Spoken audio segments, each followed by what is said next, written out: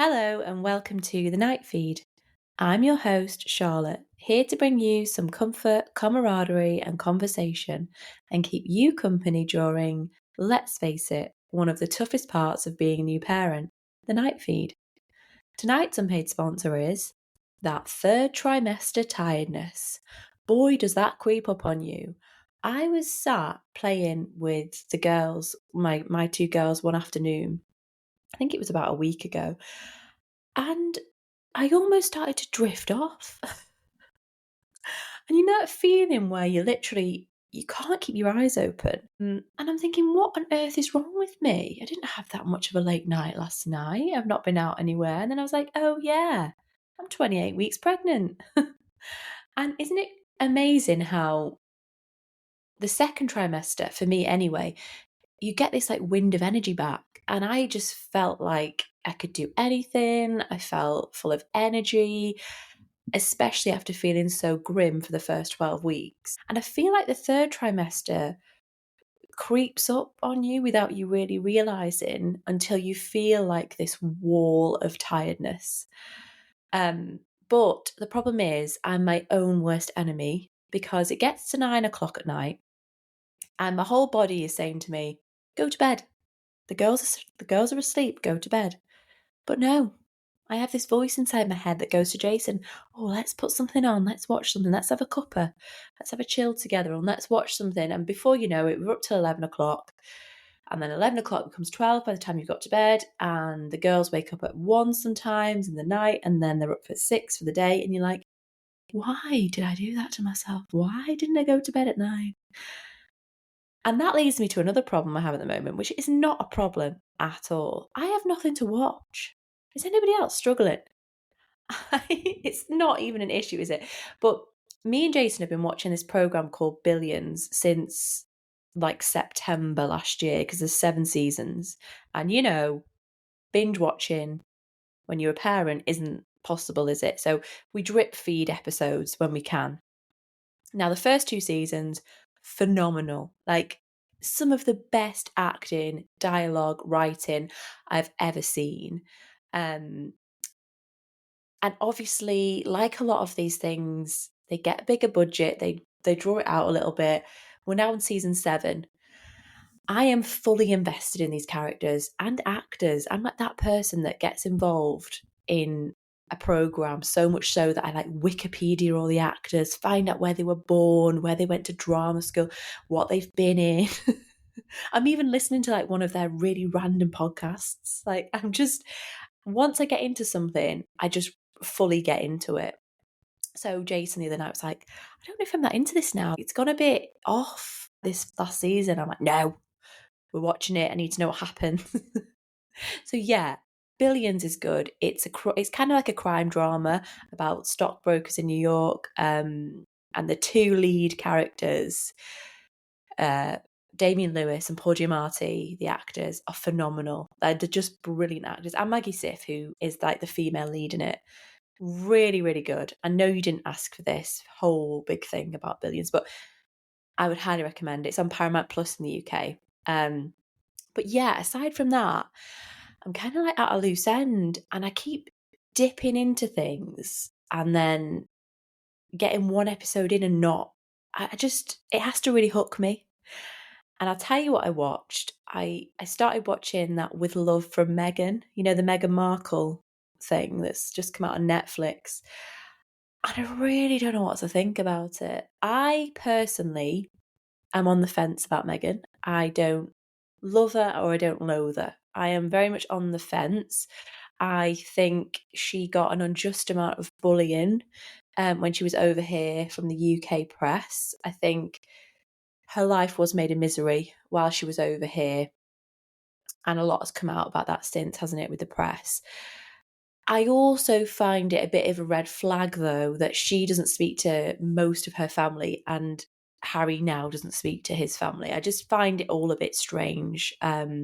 And I don't know what the real Meghan is, who she is, how she is. It's all hearsay, isn't it, really? But this programme, anyway, is very much like Martha Stewart in her prime. She's making candles with her friend. She's making bath salts, and she's doing these amazing, well, they're quite simple recipes, really. I'll give her credit where credit's due. It's all quite doable. And I don't have an issue with it. It was quite easy watching. I just don't think it's going to captivate me. I don't know if you've watched it, what you think. I can't see me watching another episode. It's something to put on in the background if you want something chill. It's like basically a Pinterest board in documentary form. That's what I would say. If you're looking for some inspiration, some new dishes, give it a go. But it didn't pull me in. Then I started watching the documentary on Ruby Franke. And I don't think I'll go much further with it because it is about the mistreatment of children, basically. You may know her. I didn't know who she was. So she's basically one of the original YouTube mums, and she started a YouTube channel like 2000 and I don't know, 6, 7, 8 maybe. I'm not sure. It was ages ago. And she became this kind of figurehead in the States of motherhood. And people loved her and her family's content. And it sounds like she was quite a wholesome mum living in Utah. I think they had 6 kids. So they called their channel 8 Passengers. And the mum and dad basically take the kids out and about. They cook with them. They have fun around the house. And it seemed to be like quite an upbeat YouTube channel of the time. And I found it so compelling how a mother, can go from seemingly normal, caring, lovely mother to monster. Because of, I think, what I've deemed from the first episode, fame. And what happened was they started this YouTube channel. The kids were all on board. They were happy to go along with it. The older 2 children were like tweens, and they at first really liked the attention. And a few of their videos went viral, which back then was quite unheard of. You could get famous on YouTube quite quickly because there was less competition. And it was all going well. They were getting brand deals. The dad was on saying the first paycheck from YouTube was £80 for the month. Then it went to £2,000. And then during their peak, it went to £100,000 in a month. So this is when the mum gets power mad. And she's like, right, I'm going to be the CEO. And you are all going to work for me, basically. We're going to get brand endorsements. We're going to get money from this. You will go out with me when I tell you to. And it led to her mistreating the children, basically. I don't know the ins and outs of that, but I do know that they were found malnourished, and she's now in jail. So it's a really quite hard-hitting story. It just makes me really think about who else is maybe going through this. There are so many mumfluencers out there, aren't there? And are the children fully aware of where that content is going? Are they fully compliant? Some of the stories and the images I've seen on Instagram alone of a child's broken arm that I didn't want to see. Really quite graphic things that you think, are them kids really okay with you sharing that? There was one mum talking about her son wet in the bed, and he was about 8, and I thought, his friends' parents might watch your Instagram and then tell the kids, and then all of a sudden he's a target in school. I just think these parents are not careful enough. And I always remember I followed a girl called Rosie, the Londoner. You might know her. She's been a blogger in London for, like 15 years, I think. And I followed her throughout my 20s. And I remember when she had a baby, she talked about digital footprints. And she said, I'm not going to be showing her face because as soon as I do that, she has a footprint online. And it really stuck with me, that. And I know I talk anecdotally about the girls on here. I don't share their names. I share their ages, but I'm quite vague, and that's my choice. I personally don't show them online very much, if ever, really. And I just think in a few years, when these children who are thrust upon the internet by their parents, is there going to be some kind of revolution and some kind of uprising of these children who turn 18 and go, hang on, you put what online? Why was I like this online? How many followers do you have? 2 million. I just think it's all a little bit much. And I think people need to take a step back and be like, hang on a minute. Are we taking advantage of our kids? And I know that a law has just been passed in California where if the children of the influencer feature in 30% or more of their content, I think it's something like they have to put 60% of their earnings away in interest accounts for the kids. And consequently, you can look this up, I don't know. Consequently, lots of influencer families are moving from California to, I think it's Tennessee. Really random. And I saw some of the comments like, oh my God, yes, so-and-so is moving to Tennessee. I thought it was really random that they're moving. And they're getting out of that jurisdiction because of this law. And it makes me wonder, is there going to be more of that? Is there going to be more kind of clamping down on children being essentially, I don't want to say used, because I think maybe a lot of them are on board and are fully aware of what their parents are doing and where they're going. But I think when they're under the age of, say, 8, do they really get it? Do they really get what being on mummy's phone is? I just think I'm interested to see where it goes, especially with this Ruby Franke documentary. I think that will spark a lot of kind of thought into this area, a lot of investigation into this area. Rightly so, really, because it is a form of abuse in a way if the children aren't compliant. But yeah, it was quite a compelling watch, the first episode. I don't think I'll go any further with it, just because it's too heavy with the children, what happens to them. I just think it's good to inform yourself if you want to. But yeah, I think it's quite a heavy watch. And then on to a lighter topic. Drive to Survive is back next weekend, which is a Netflix show about Formula One. And if you know me, you know that F1 is probably like the least likely sport I would ever get into, really. I'm not that much of a sports gal. But I've spoken about it before on the podcast ages ago, and this program converted me, and it's well worth watching. It's not just the driving, it's the ins and outs of each team. I think it's something that you and your partner can watch together. Jason loves it as well. And it's back this weekend. So I'm looking forward to that. I received quite a few messages actually this week after speaking about the let them theory on last week's podcast. And a few people actually wrote in or messaged me saying that they've recently read the Mel Robbins book, and it's changed their lives. They've either listened to the audiobook or they've read it. And if you didn't listen to last week's episode, it's basically a theory of you can't control other people's actions kind of thing. So we can worry a lot about other people, but there's not much we can do to control them and control their actions. And it can be very exhausting and very draining, especially if you're an empathetic person who worries about other people. It's using a lot of your mental load and mental capacity. So this let them theory is about essentially what it is. Let them do them, and you focus on you and your family. And yeah, the amount of people that said the book has changed my life, and I haven't yet read the book. So big book recommendation for you from a lot of the listeners that have written into me. Let Them Theory by Mel Robbins. Go and give it a go. People are raving about it. So yeah. Next night is the emails. So first up is toddler screen time recommendations. Hello, my little one is now 2 and I'm hearing a lot of things about how Cocomelon and the likes can overstimulate them. I've read that calmer programs with less transitions, bright colours and brash music are better. Are there any you would recommend?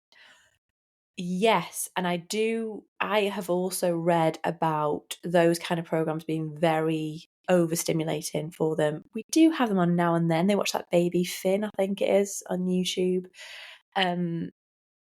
But yes, I can see how they do overstimulate them. And we do sway a little bit more to calmer programs. And by what I think what they mean by calmer programs is Coco Melon and those kind of programs are developed by computer game developers, apparently. And the way they do the transitions is addictive to toddlers. The way they rope them in with the music and the colours makes them highly addictive. So what they recommend is to watch programs with less transitions. So it's kind of like an old school cartoon where the screen's almost flat and the characters move on the screen. I think that's what it is. A firm favourite for us is Bluey. I find that quite calming. I enjoy it. I think the messages in it are really nice and there's a lot of classical music in it. Little Brown Bear, I think it's called. I came across this on YouTube. I think it's like from the 70s or something, but they love it. And it's really lovely, 5-minute little episodes.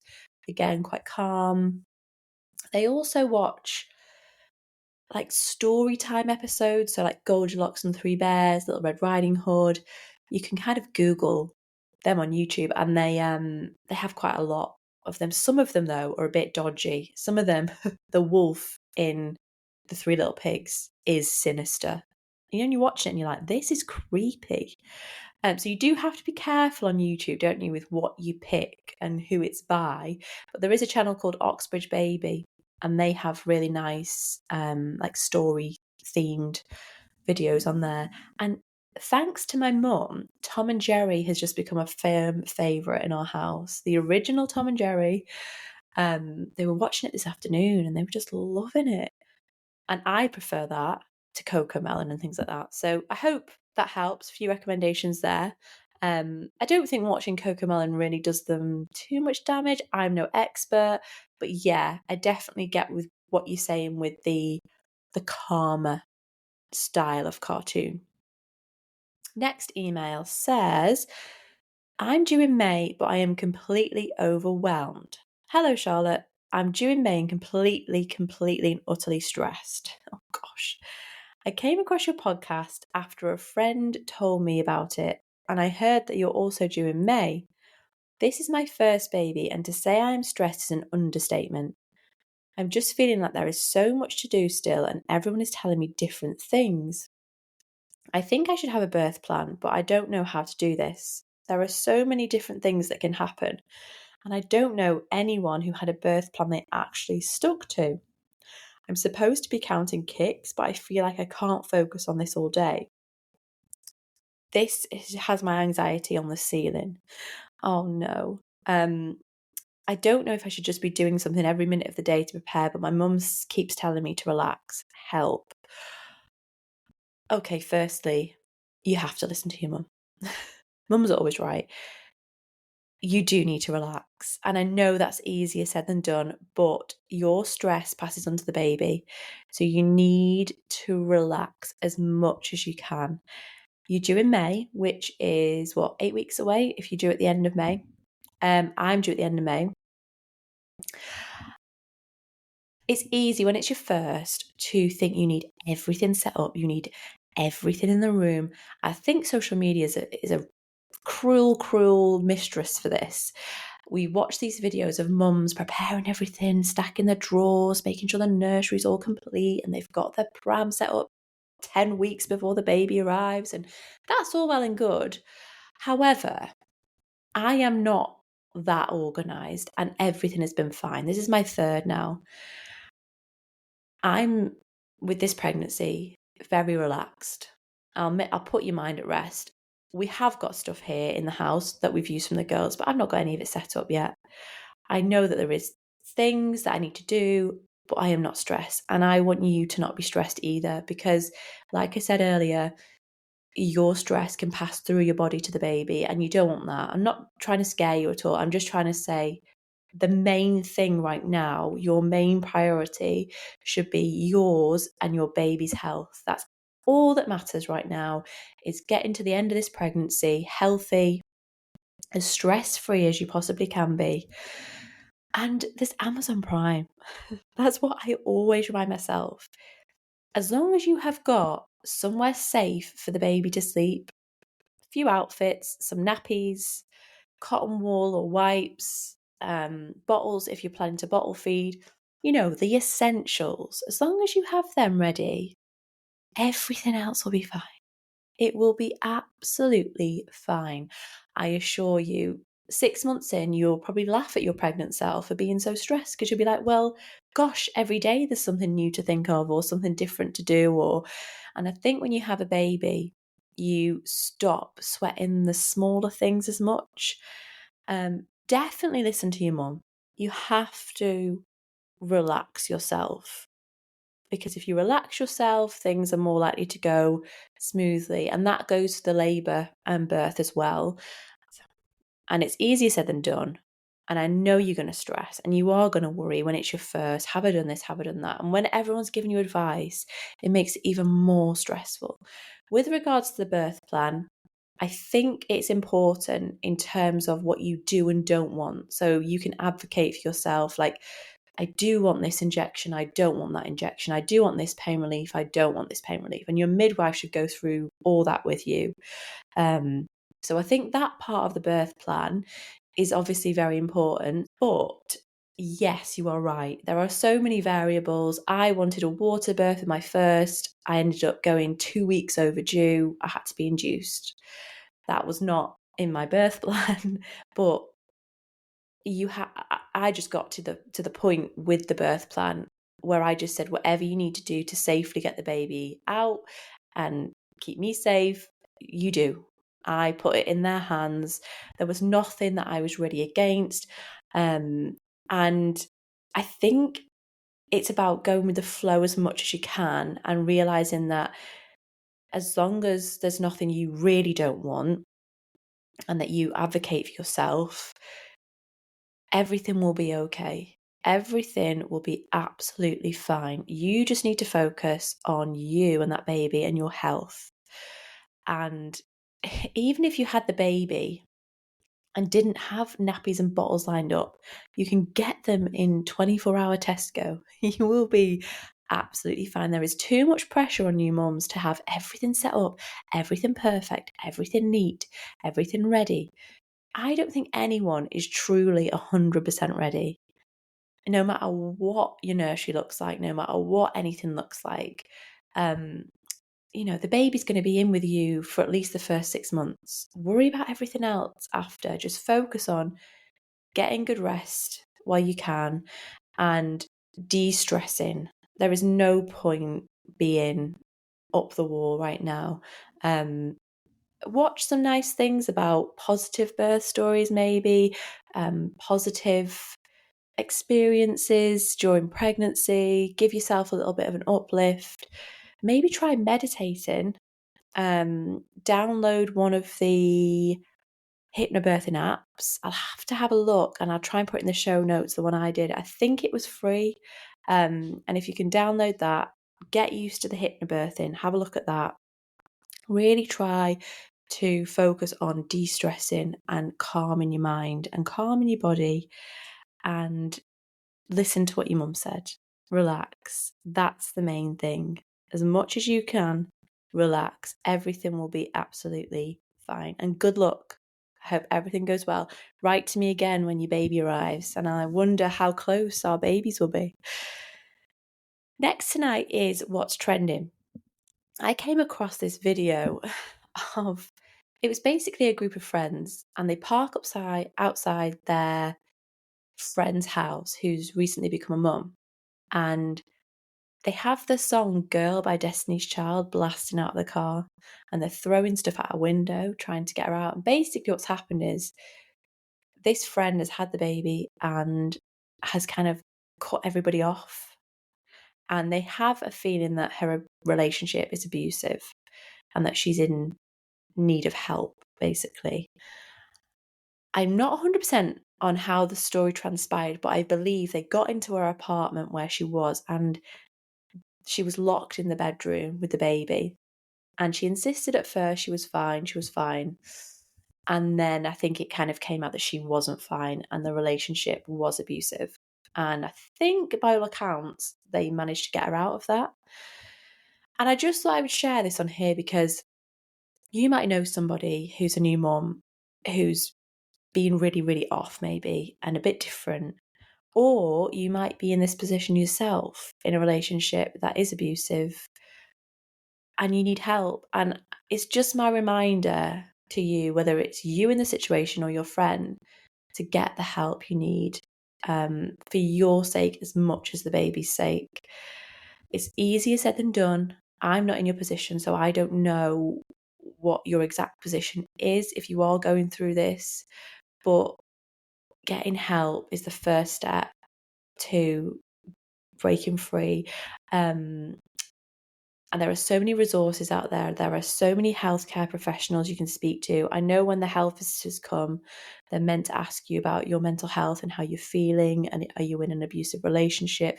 They do ask all these questions, and it's important, if you are, to really speak up for yourself, because like I said, it's not just you, it's the baby as well.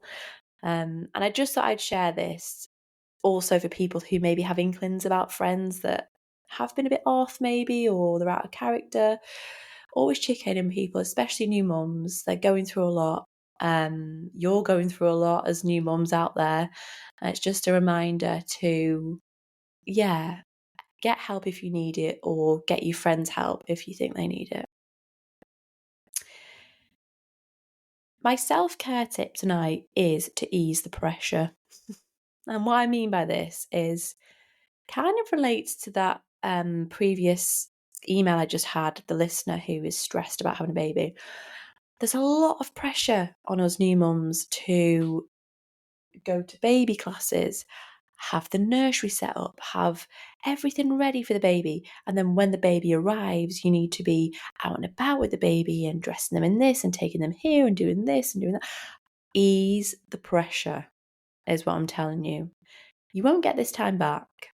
And if you spend it really stressed, taking the baby to each and every baby class you can think of, and, going to see relatives because they want to see the baby, and it's all well and good.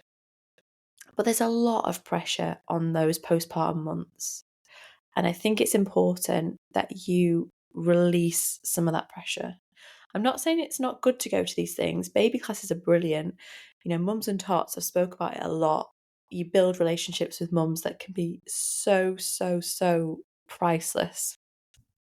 But what you need to remember is, if you are feeling overwhelmed and if you are feeling stretched, ease the pressure. And the same goes with anything you see on social media that you think you're not living up to. Don't look at it. Step away from it. Social media is perfect. Everybody seems perfect on there. I've spoke about it all the time on this podcast. Take a step back, have a breather. You're doing amazing. You're raising a baby or babies, and it isn't easy at times. And you need to take any additional pressure off yourself. You need to focus on you and what makes you and your baby happy. You have to put yourself first, especially in those early months.